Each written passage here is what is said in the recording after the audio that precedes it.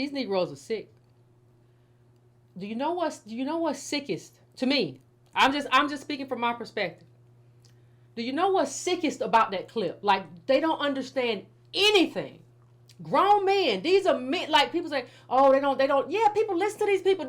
They do, and they take them seriously. We don't. We know better. But they don't know anything, and they are speaking to people from a position of being middle-aged men. Maybe they know their vocation, but what they don't understand is they say, well, Jerry Jones has been really good to some people. He's been really good, to some of his players and helped them out and helped them with their money. You know what he secured? When he went on that, when he was part of them kids that wouldn't let the black kids in, what he stood for was ensuring that you would always be a player and never an owner. He was fighting for his wealth, you morons. Jerry Jones was fighting to ensure that you will always be on the field as a player, and he and his people would always be in the back as an owner. What does he care? I'm sure he helped some people with their money and stuff like that, because guess what? He know you Negroes, you got to concentrate, you got to come in here and play. I'm going to make sure you get some stuff together. You ain't going to never be me, though. I'm a billionaire. I'm going to ensure that you're never going to be me. So while me and my family will be billionaires, you will be at home waiting for the CTE to kick in with a body of a 70-year-old man at 45. Y'all are not the same. And guess what? Jerry Jones can make absolutely sure, hear me when I say this, Jerry Jones can make sure Joe Budden and all y'all Ish and child get the next Ice, all of y'all, he can make sure.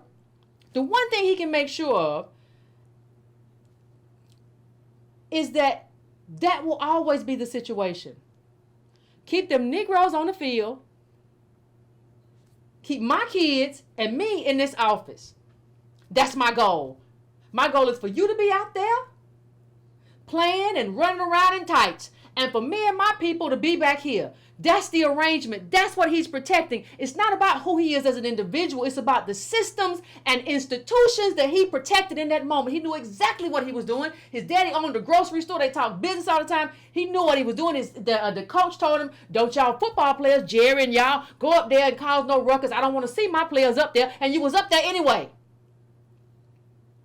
He was protecting his privileged position in a racial caste. It's not about the conversation he had or where he told one football player, two football players, or 3 or 24. I don't care. It's not about where he told them to put their money. And he done helped them with their lineage. I ain't heard lineage. Oh, I hear lineage all the time now. Where that come from? He helped them with their, I done heard from a bunch of them.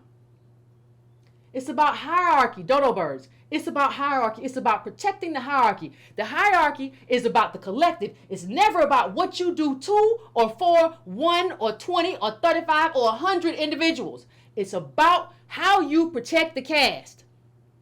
How many NFL owners you got who are ADOS? Don't worry, I'll wait. Boop, boop, boop, boop, boop, boop, boop. Ooh, some of y'all got internalized racism.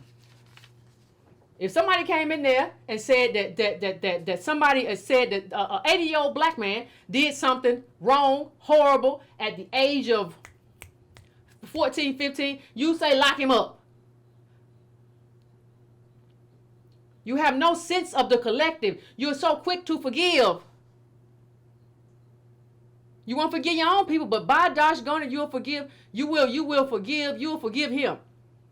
You won't even say, listen, if this happens, if he can do this and be forgiven and whatever, what about all the children who are in adult prisons? But I mean, mostly black and ADOS kids. What about them? Do they get a get out of jail free pass? No, they are in literal jail. You didn't waste no time forgiving this man. You all worship these people. Listen to this. Just so we can put some of this in perspective, until recently, these legal protections, because there are legal protections now saying you can't do this. Let me just hold on. They got kids and teens locked up all kind of ways. And it says until recently, these legal protections didn't apply to children accused of committing violent crimes.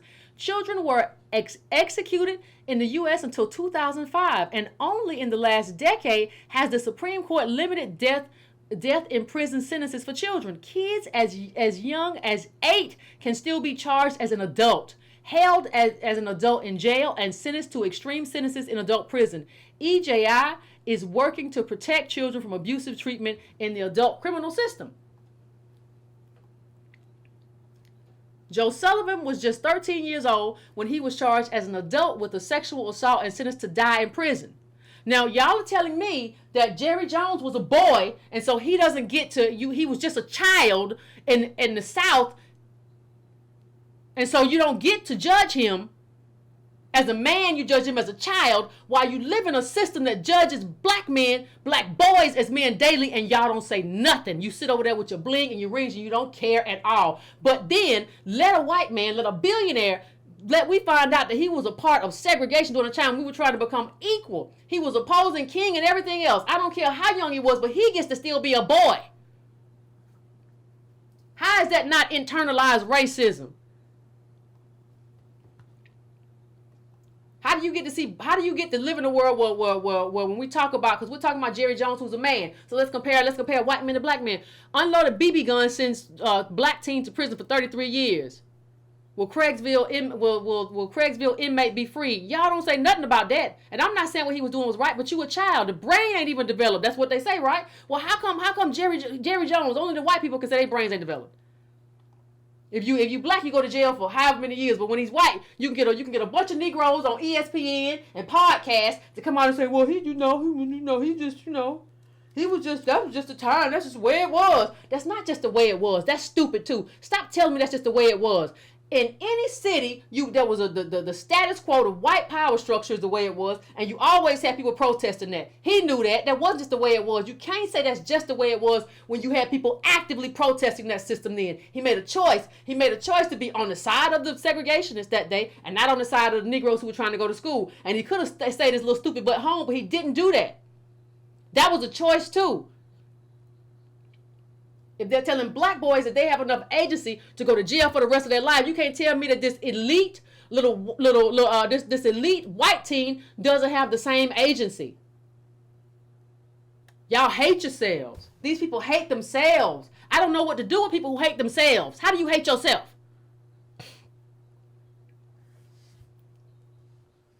This is sick.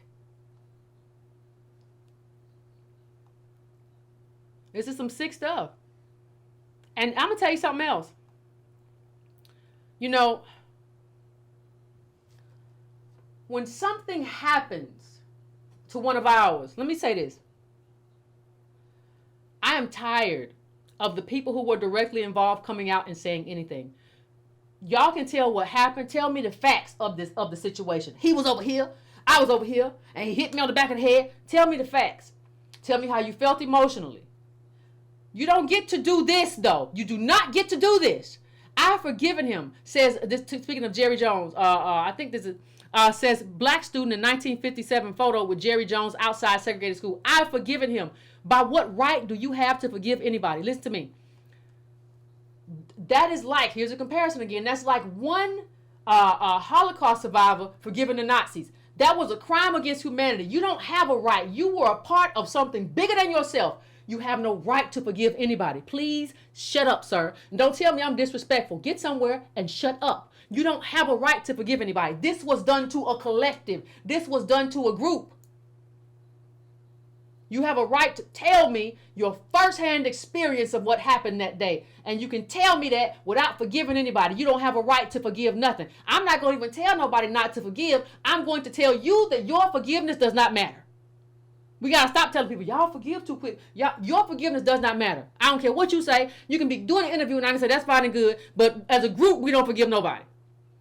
If you have some kind of emotional thing that you need healed, by all means you do that and you do whatever else you need to do. But we're not as a group forgiving nobody because there has been no justice. Justice comes before forgiveness. And if you don't know it, go somewhere and figure it out. I ain't got time to teach you, but you don't get to do that.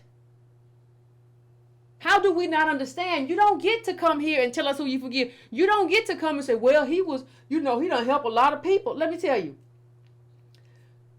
And if you go back to that Joe Budden podcast clip, it was very interesting because he said something that the one in the center said something that I found I think it was so problematic. He said Jerry Jones was like a father or something to a lot of players. He said Jerry Jones was like a father to a lot of players. And let me say this. Y'all don't ever think long enough or hard enough about stuff.